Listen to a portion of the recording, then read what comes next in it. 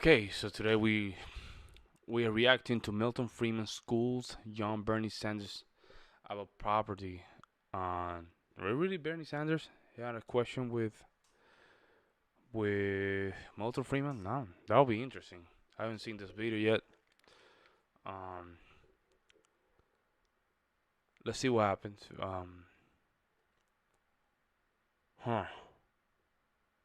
Let's see what Milton has to say.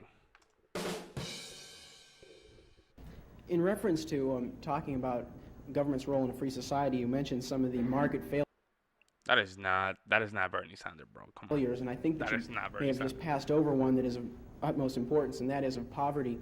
And in prefacing my question, I'd like to refer to what President Kennedy said, that if a free society cannot help the many who are poor, it cannot save the few who are rich. And to say that, well, we are a government of the people, and when there is a large sector of the people who are hurting, perhaps it is the responsibility of this government of the people to help out. Well, My question is regarding Oh, that was how not even the free question. are the poor, how free are the unemployed, and how free are those people who are disadvantaged? And so in reference to that, what is All right. government's role? Sure. First of all, Clapping for our question, bro.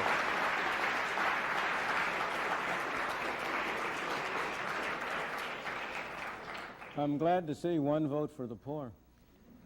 First of all, the government All right. doesn't have any responsibility. People have responsibility. This building doesn't have responsibility. You and I have responsibility. People have responsibility. Secondly, the question is, how can we as people exercise our responsibility toward our fellow man most effectively? That's the problem. So far as poverty is concerned, there has never in history been a more effective machine for eliminating poverty than the free enterprise system and the free market. The period in... People clapping too much, man. You guys have to calm down. Let just the conversation go. I want to hear it. We all want to hear it. I think we should not just choose side here. Let's just hear the information in the conversation. Too much clapping. The period in which you had the greatest improvement in the lot of the ordinary man was the period of the 19th and early 20th century. Those of us in this room are the heirs of that. We benefited from the way in which our parents and our grandparents were able to come here. And by virtue of the freedom that was offered to them, were able to make a better life for themselves and them and us. But next, if you look at the real problems of poverty and denial of freedom to people in this country, almost every single one of them is a result of government action and would be eliminated if you eliminated the bad government failures. Let me be precise and specific. Why do we have so high an unemployment rate among black teenagers? It's a disgrace and a scandal. Why do we have so high an unemployment rate?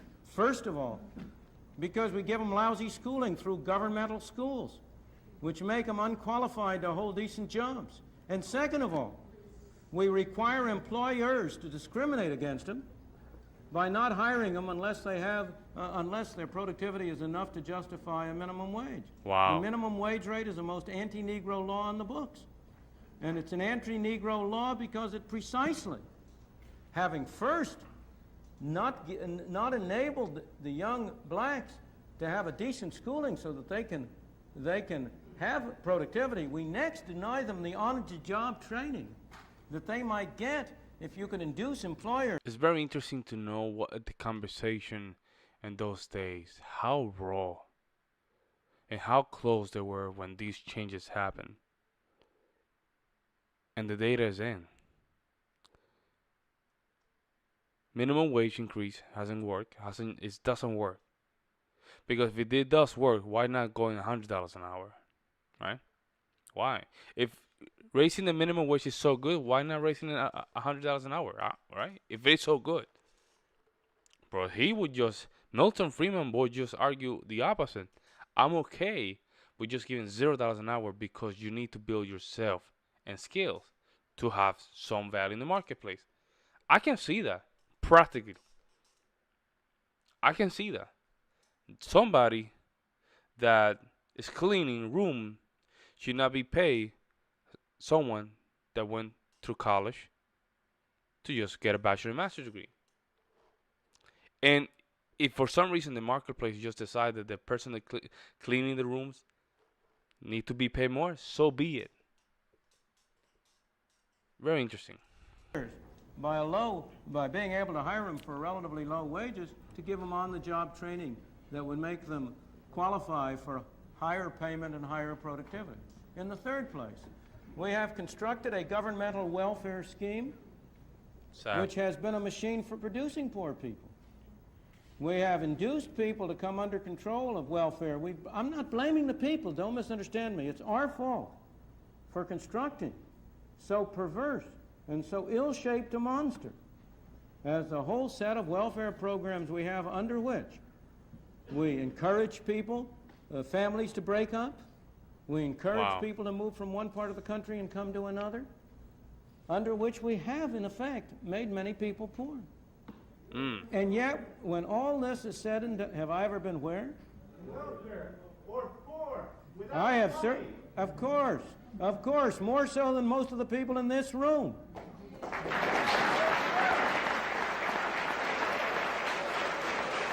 He's taking it. He has to take it.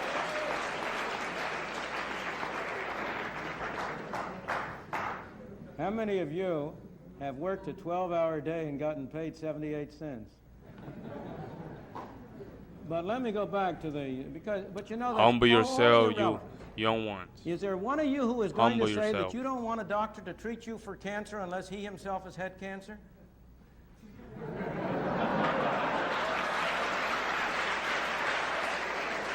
Yeah, good point. Oh, good point. I could go down the line. But when all is said and done, while there are people in this country who are worse off than other people, by and large, even the poorest people in this country are relatively well off compared to the conditions in many other countries in the world. What we take as our standard of poverty, is above the average income of all of the people in the Soviet Union, let alone of the people in India or China or in other countries. Now, that doesn't mean we should be satisfied with it.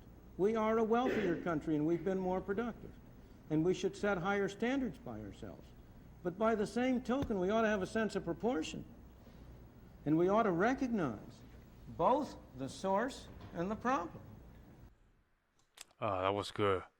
That was good. He was gonna get into it very nicely. It's true. It's true. Man, and this is.